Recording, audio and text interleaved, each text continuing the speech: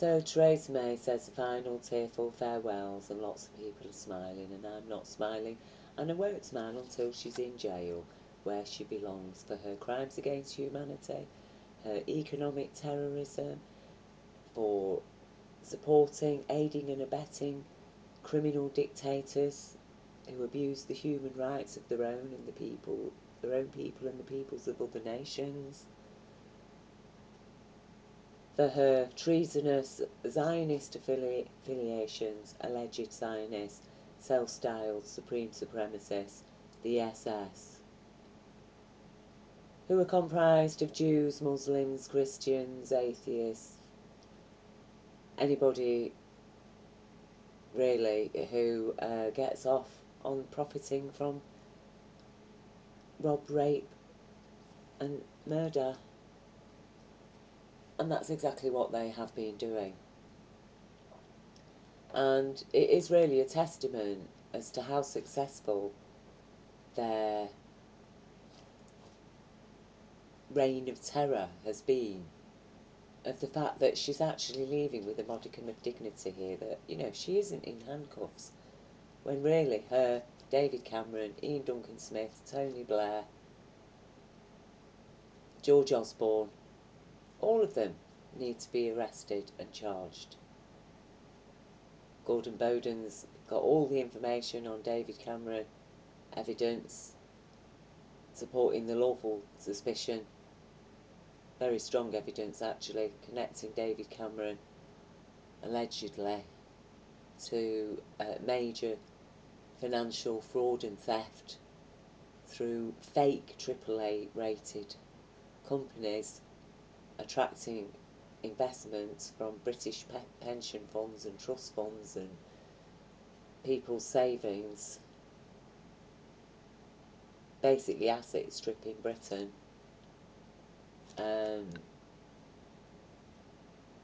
Noel Edmonds knows all about it. Noel Edmonds knows all about it. And the people who are standing with him as equal victims of the same crime. And it's not just Lloyd's Bank. And like Gordon Bowden going to the police with evidence of financial crimes committed by David Cameron and co, Noel Edmonds turns up at the police, gets told to go away. Apparently bankers are above the law like Theresa May.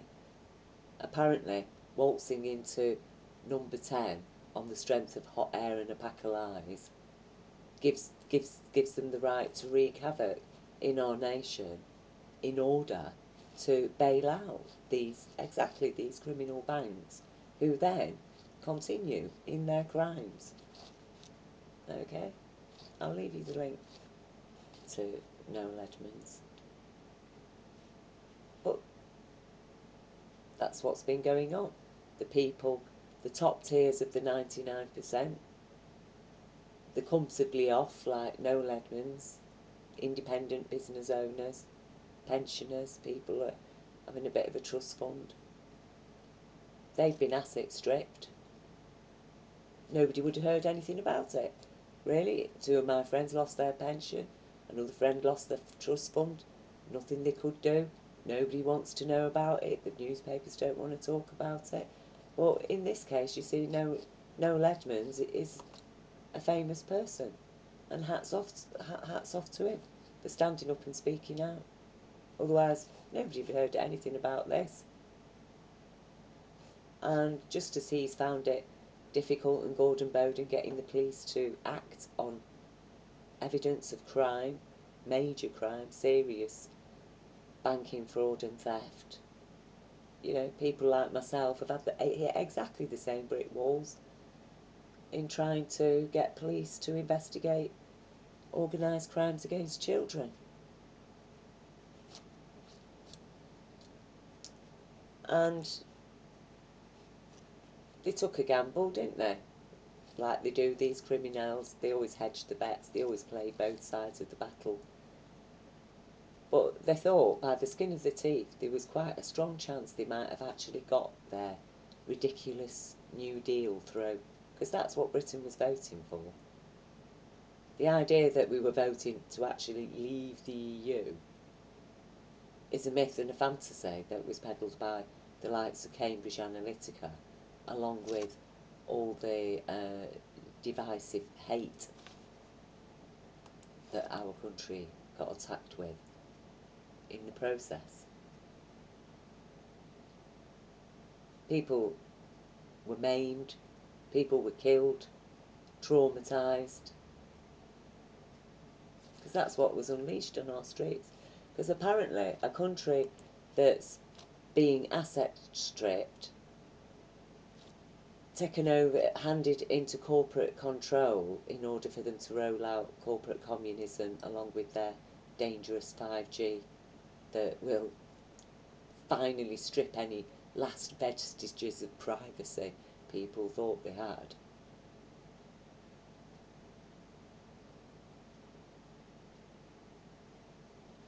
Brexit has been a huge distraction, isn't it? Toss the Brexit ball into the public arena, let people kick that about for a couple of years while they get on with asset stripping the rest of our country. Your NHS has been quietly transformed into a business ready for corporate takeover and conversion to the American private insurance model. Sell-off exposes the 2-decade covert privatisation, which has occurred without public mandate and against the public interest. I'll leave it there for you. Because at the end of the day, how do you steal off people? You distract them. Oh, look over there. Oh, look, look. Oh, hand in the pocket. It's gone. What was that? Oh, NHS. It's gone. It's been stolen. But these people, they really are sadists. They really are sadists. Now we've got absolute proof here of just how sadistic they are. And for this alone, Cameron and co need jailing. Because imagine you strip somebody of their benefits, their job, because don't forget, 50% of public service jobs were axed, okay? So people end up then having to look for much lower paid work, usually on a 0-hour contract, usually leaves them dependent on claiming some form of benefits, okay? But the 0-hour contract from time to time says, oh, sorry, we don't need you. Don't need you for a couple of months. Or you're claiming some sort of benefit. You've missed an appointment. You've been late to sign on. 3 months sanction, no money for you. You've suddenly been told you're no longer needed on your 0-hour contract job. Oh, sorry, it's going to take you nearly 3 months to claim any benefits. Oh, what are you going to do in the meantime if you don't end up being homeless as well? Well, you're going to rely on a food bank, aren't you? And who's going to fund the food bank? Oh, the same people as yourself who are struggling under austerity. Okay? But, you know, the EU comes along and says, oh, this austerity's hit Britain. Well, these are EU citizens. So we're going to provide a 2.5 billion fund and 22 million a year for Britain to stock its food banks. You see? EU. Here you are, British individual. You're not just a British citizen, you're an EU citizen as well. Here's your weekly food parcel, courtesy of the EU. David Cameron steps in the way and says no. No, they're not having it. Individual member states are best placed charged to take such funding. Yeah, us, we the people. Because while they've been asset stripping the top tiers, asset stripping the bottom tiers, the middle tiers get squeezed dry like lemons, don't they? That's what's going on. But distract with the Brexit ball. Never mind of the division and the suffering, little children being bullied and picked on at school, people living in fear, people being attacked, killed even. Never mind all of that. We need that ball. You never know, we might just win. We would take the gamble, we might actually get away with it. We might actually get this ridiculous new deal that is a brilliant deal for we the corporations and our puppets, and a raw deal for the rest of the British people. But, you know, the gamble didn't pay off, did it? She's giving a tearful farewell. A tearful goodbye. And I for one, I'm disgusted. I was disgusted and actually enraged when I witnessed her tears. Her selfish, crocodile, psycho, sado, fascist tears. Because my tears are with these people. My tears are with the people of Palestine. My tears are with the people of Venezuela suffering medieval-style sanctions. My tears are with the people of Iraq. Because look, they had 1.27 trillion to bail out the banks, of which we're paying 50 million a week in interest. But they've got no money to save British steel. Because, you know, we'd rather buy cheap steel from China because we're a cheap people, aren't we? Life is cheap, we're cheap, we want everything cheap, don't we? We're not prepared to invest in British steel to make it the best in the world. And for us to be, even for us to be self-sufficient and not dependent on another nation to produce our steel. What's going to happen to these people? 700 Teesside jobs and many thousands more in the supply chain. And what's brought this about? Brexit-related issues. Brexit-related issues. That shite that they dumped on us. Because who asked for this referendum? Did the British people demand a referendum to leave the EU? No, we didn't.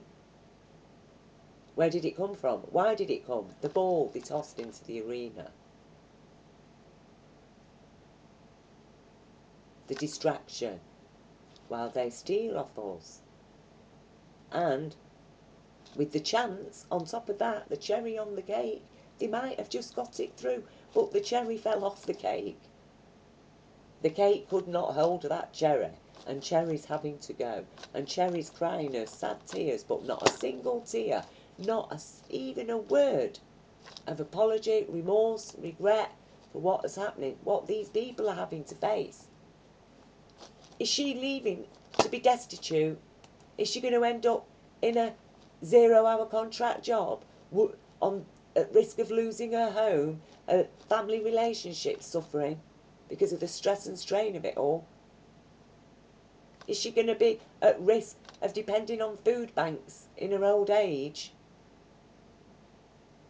What hope is there for these people now they're losing their jobs? Where are they going to get another job?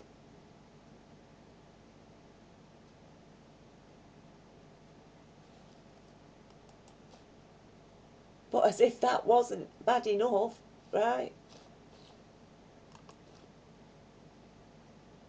120,000 people. Economic murder. And you can double that. You can double it. Millions actually suffering torture through her economic terrorism, because it is torture to be working, raising a family, actually struggling to live on the poverty line, barely being able to pay your bills, living paycheck to paycheck. Your kid needs a new pair of shoes. You're going to have to cut down on your food that week. If your washing machine breaks down, it's going to be a major disaster because you can't afford a new one. The stress, it's a form of torture. It's a form of torture. It's terrorism that drives people to take their own lives. They've not took their lives because they've got some mental illness or some personal tragedy has beset them. They have been driven to taking their lives because their income has disappeared. It's gone into the criminal bankers' pockets. It's not gone into illegal immigrants' pockets. It's not gone into Muslims' pockets. It's gone into the criminal bankers' pockets who are spending it on bombs and weapons and 5G to kill people and to take full control of us and deny our human rights.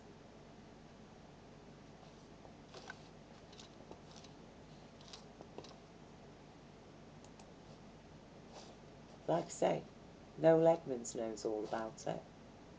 Squeezing the top tiers, asset stripping the top tiers, benefit stripping the bottom tiers, squeezing the middle tiers, dry like lemons, the 99%, the 1% and their puppet powers. So now I'm going to explain to you see, because you see this person, Pinochet, he tortured and detained 40,018 people. He killed or forcibly disappeared 3,065 people. She and her crew have directly killed 120,000 British people, have died directly because of her criminal economic policy, whereby they make the people suffer austerity in order to bail out a load of criminal bankers and struggle to pay £50 million a week interest on the 1.27 trillion bailout loan we took out of the banks to bail out the banks. You really couldn't make this shit up, but they make it up as they go along and people swallow it like the camels. Swallow that camel, but strain at those gnats. And she's got the audacity to stand there, even in a red dress like the cherry she is, the elitist cherry, crying about the fact she's got to resign because of her total screw up, her party's total screw up, that people have said absolute no to, that she really thought she might actually manage to get it through, but oh, never mind, May, you failed. But anyway, we've managed to get hold of the NHS without too much ado, because people have been too busy attacking each other and judging each other about who's Muslim and who's an illegal immigrant and whether or not they support Brexit or not, or blah blah blah. Get all het up about that. And yeah, we've managed to get the NHS on top of the post office, selling off publicly owned lands, publicly owned properties in the process, real estate, stealing our real estate. She's no different. They are no different to Pinochet. They're worse than Pinochet. I ask you to think, 12,000 bodies a year. 12,000 people who should be here, but they're not because of her party's terrorism, economic murder. They knew what they were doing. They used money like a weapon.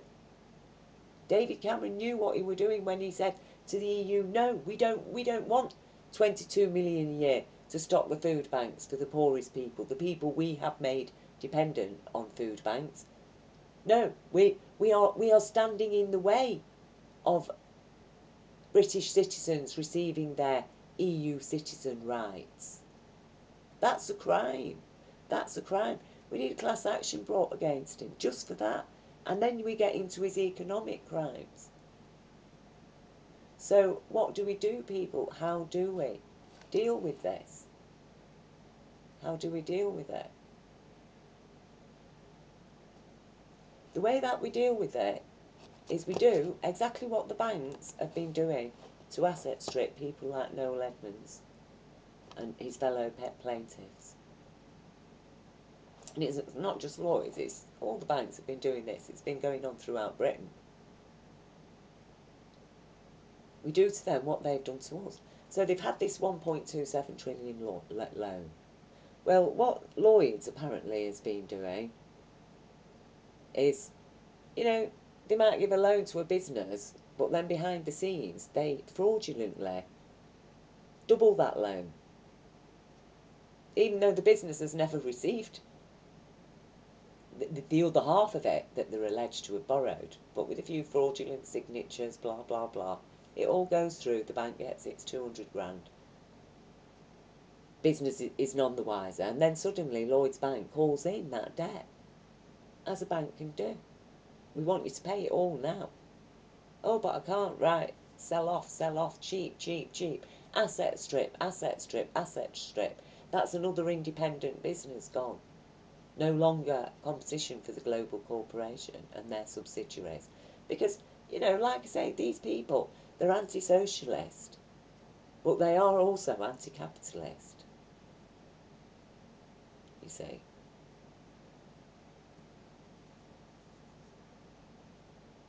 They're communist, and that's what they're imposing on, that's what they want to impose on Britain, corporate communism. They're never going to be able to do that while there's independent rich people about who might use their money to support their common sense and sanity, who might use their money compassionately, with a care and a conscience. But you see, a care and a conscience are a ball and chain to psycho-sado-fascists.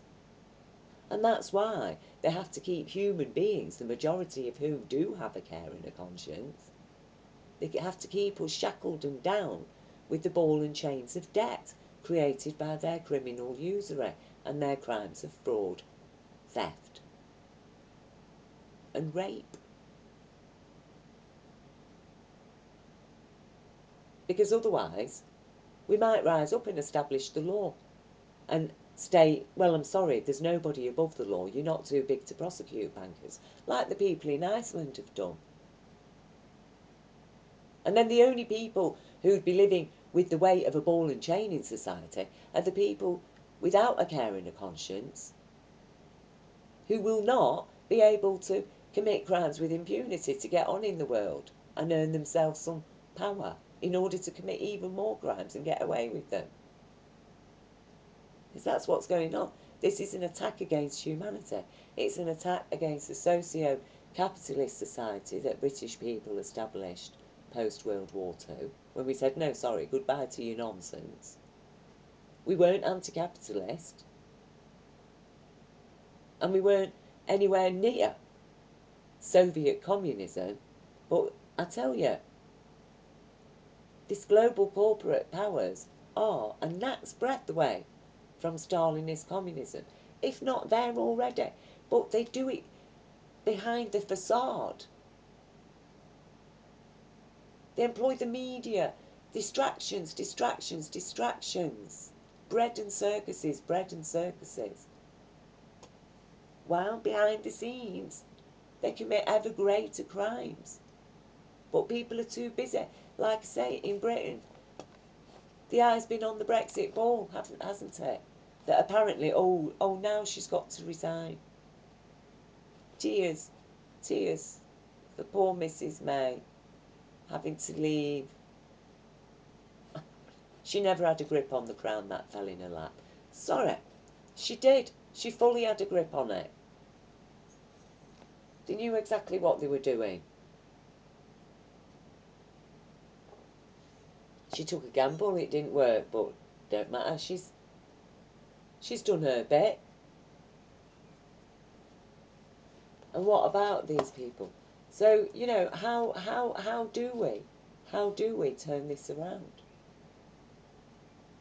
We turn it around. We do exactly what these banks have done. We turn it around and we say, right, we're calling in the debt. We gave you this loan, 1.27 trillion. How long has it been? What? Over 10 years now. We want it paid back. We want it now. Banks. Oh, but we haven't got it now. Blah, blah, blah. Yeah, well, sorry. We'll have to start asset stripping you then, won't we? You're going to have to sell everything off cheap. Oh, you've got corporations in debt to you as well. Subsidiary corporations. Yeah, sorry. Corporations, you're in debt to us now. We're renationalising our social and transport services. All you corporations that's bought chunks of our NHS and our public properties and buildings, I'm sorry, I think you'll find you've bought stolen property because it was sold without our consent by a set of criminals, by the way, who are facing prosecution for their immense crimes against humanity and the British people. I think you'll find in Britain it's the law that if you buy stolen property and that the person whose property it is has a right to that property and they can actually reclaim it off you, and you as the buyer are just going to have to take the loss. You know, the losses like the people relying on food banks have had to take, that you bankers were all quite happily watching people lose their jobs, lose their home, lose their businesses, lose their pensions, lose their trust funds, lose their investments. You were all up there happy, revelling, giving yourselves huge, massive bonuses. You're going to have to take the losses now. We're calling in the loan. We're calling in the debt. Nobody is above the law. You see, and that's when I will smile. When I'm living in a country in which nobody is above the law. When I'm living in a country that's populated by people like those of Iceland who stand up righteously to give their children a future worth living and who recognise tyrannical monsters when they see them.